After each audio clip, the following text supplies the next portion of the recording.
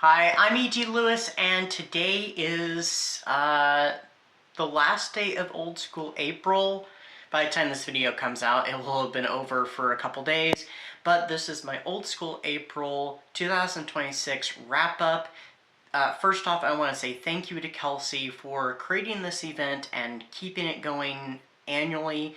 It's something that I look forward to every year, so big thank you to Kelsey and the amazing crew that she has every single year. Sometimes I think there's some new people, but there's a lot of, ones that come back and stuff. So if you have taken part in Old School April, please let me know what you got up to. I'd love to know about it.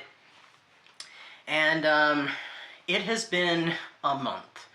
I think I've gotten through some more reads in some ways, less watches than usual, and life has also been lifing, so I'm very behind on BookTube. So during the month of May, I'm hoping to get a bunch of my videos prepared and filmed at the very start, and then I'm going to mostly kind of take somewhat of a break so I can focus on other things for the month of May. But there'll be some new stuff coming up, so stay tuned. And at the end of this video, by the way, I'm also going to do another review. It'll be another Sherlock Holmes review, so tune into that, or stay tuned for that. So, what did I get up to for my last little bit of Old School April? So, I've only had 2 watches, and I finished 2 books, and I started one, so, and finished it.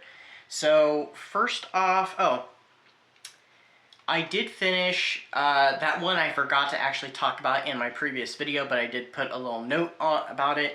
So, Sherlock Holmes Year 1, not really graphic novel, it's a mini-series, but it's the collected issues. I think there was, 6 issues? 8 issues? Something like that in the set. So, I did read that. And it was enjoyable. It was something very different. That's what I'm going to review at the end of this video. So I'm not going to say too much on that. Next up, I did finish They Own the Night, and I actually just realized this morning that I forgot to mark it as finished on Goodreads. I finished it actually Sunday morning, so I'm like, ooh, I gotta fix that. So I had to think, what day was Sunday so I can adjust it on the dates.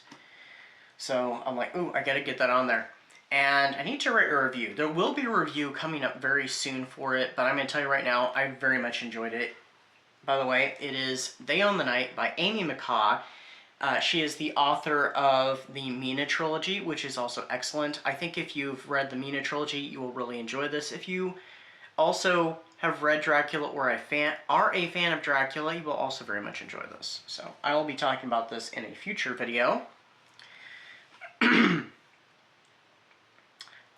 I started, hold on, I started and finished Barnabas Quentin and the Mummy's Curse.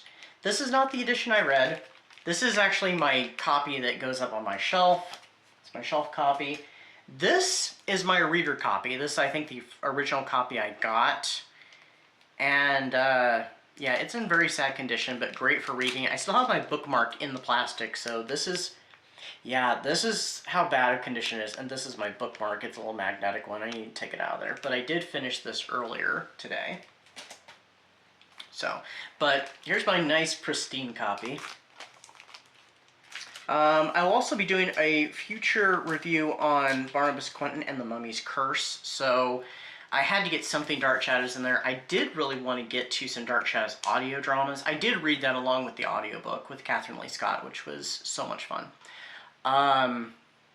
Like I said, I really was hoping to get to one of the Dark Shadows audio dramas, but it didn't end up happening. There's a few things that I was hoping to get to I did not get to. I didn't get to the Sherlock Holmes Choose Your Own Adventure book, unfortunately. I was really hoping to get to that at this, during this last week. It did not happen, but that's okay. I can save it for some other time, when I want to have a little fun, and maybe we'll do a review on it, so. Or do a little video of some kind. Maybe Maybe I'll even do a vlog, since I didn't vlog for Old School April this year. So. But I really did enjoy that Dark Shadows book. It's a fan favorite, and I can understand why. I think this is the second book with Quentin in it, and I'm going to have to do some research because chronologically, I've read the first 11 books, so through the Warlock one. Then I have missed a few, which I have. And then I've read Barnabas Collins and Quentin's Demon, and then I've read this one, which I think follows it. Anyway, so. But it was lots of fun. And it also ticks a mark on my my year-long challenge that's open to anybody and everybody. I will link the video for that down below the announcement video. It's my Universal Monsters Reading Challenge. Year-long, it's based around the Universal Monsters Challenge. You can read fiction, nonfiction, brief little plug there. But yeah, that'll take off for Mummy, so I'm very glad about that. And then the other night, I watched, for the very first time, I've been wanting to see this ever since they had announced it coming out, and I think it was in 2023, and that is Teenage Mutant Ninja Turtles Mutant Mayhem, a reimagining of the Teenage Mutant Ninja Turtles lore, and I really liked the animation style with it. It was very comic booky, and I rather enjoyed that. It was funny, and I think it was a nice reinterpretation of the characters and their lore. I will say I wasn't entirely happy with how they reimagined Master Splinter. The performance was fine. No, it was just his origin that I was a little like, I wonder why they went in that direction. But, you know, all in all, I really enjoyed it, so I think it was pretty good. I've heard there's a TV show on Paramount Plus. I do not have Paramount Plus. I haven't had Paramount Plus since Star Trek,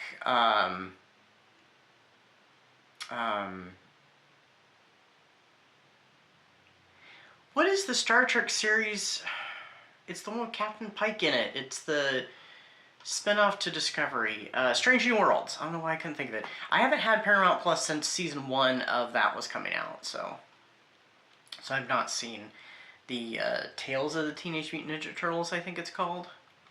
So, and then I also watched, in honor of They Own the Night, I rewatched Queen of the Damned, which is not a great adaptation to Anne Rice's book. Actually, 2 books, The Vampire Lestat and Queen of the Damned. But it's fun. I don't think it's a terrible film. It reworks the lore and stuff and the story. I think it gets a lot of hate when it doesn't deserve it. I know Anne Rice didn't like it, and I completely understand why, so her reasons are valid. I don't disagree with that.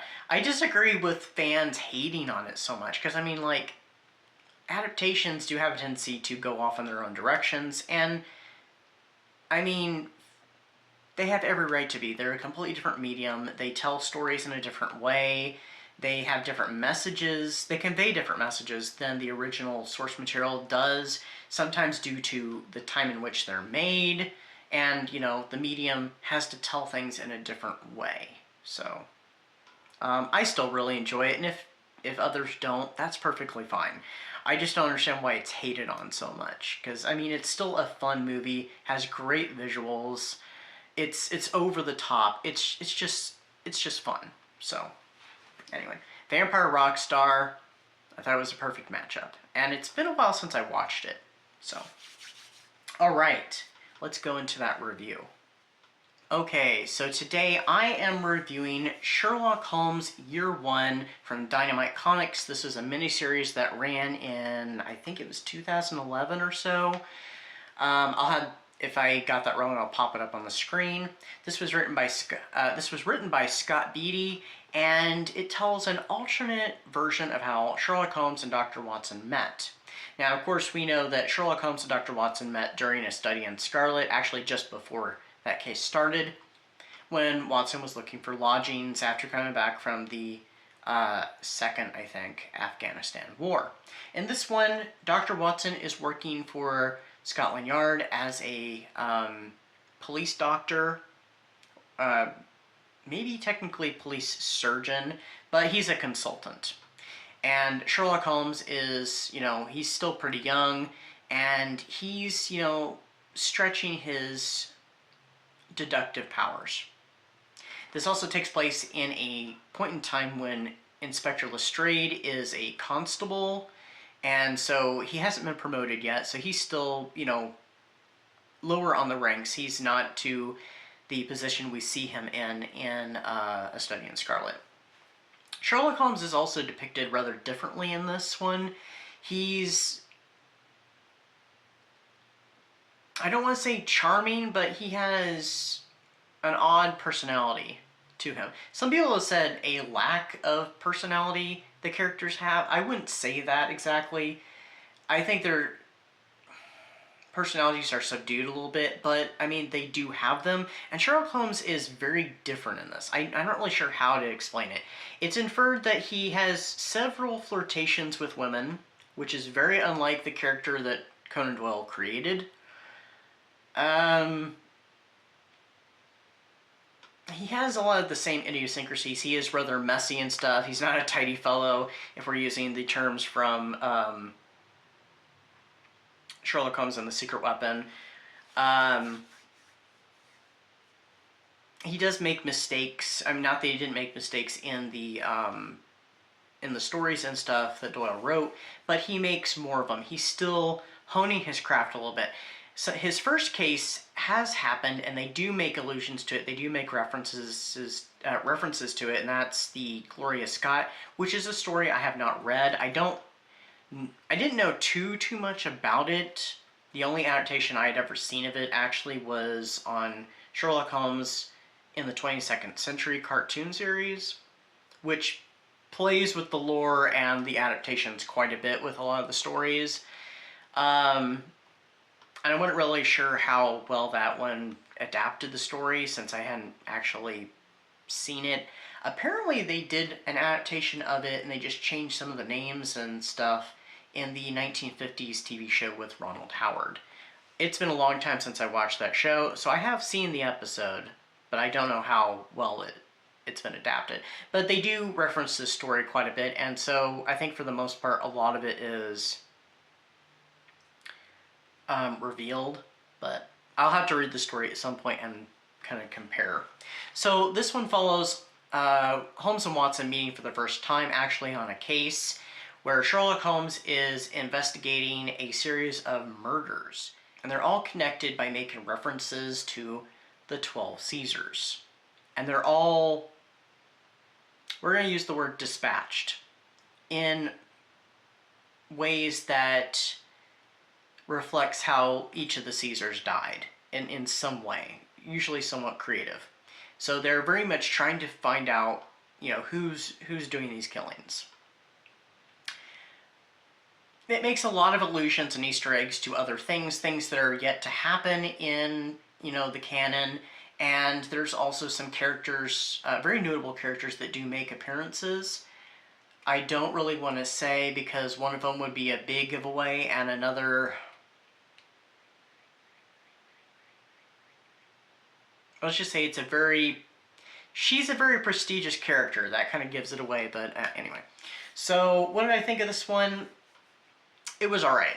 I was expecting more to it. I was expecting the characters to act somewhat like they do in the original stories. This, I think, was very influenced off of like Sherlock and the BBC's Sherlock, and also the Robert Downey Jr. films. There's more action to it than a Sherlock Holmes story would have. It's also a graphic novel, so there's a lot of stuff in motion with it, with the story and the pacing. So I thought it was alright. It wasn't terrible. It wasn't what I was expecting. I've had this one on my Kindle for quite some time, so I was just now getting around to it. I gave it 3.5 stars. Like I said, it was alright. I liked it, but I definitely didn't love it. So I would like to read more in this series. There is another one called Sherlock Holmes Year 2, but I'll have to get it in physical format. And then there are other ones by Dynamite that take place later in the canon, but I don't know too much about them. They're written by someone else, and I think the art is done by someone else too. I liked the art for the most part. It was weird seeing Watson with no mustache, because he's almost always depicted with one, except for like in more modern shows. Anything that happens in the Victorian era, he's almost always got facial hair, so it was just really weird. He looked very young. So, Holmes looked pretty much like Holmes. But anyway, that's what I got for you. I hope everybody enjoyed their old school April, and I will see you all very soon. Stay safe, stay spooky, and until next time, bye-bye.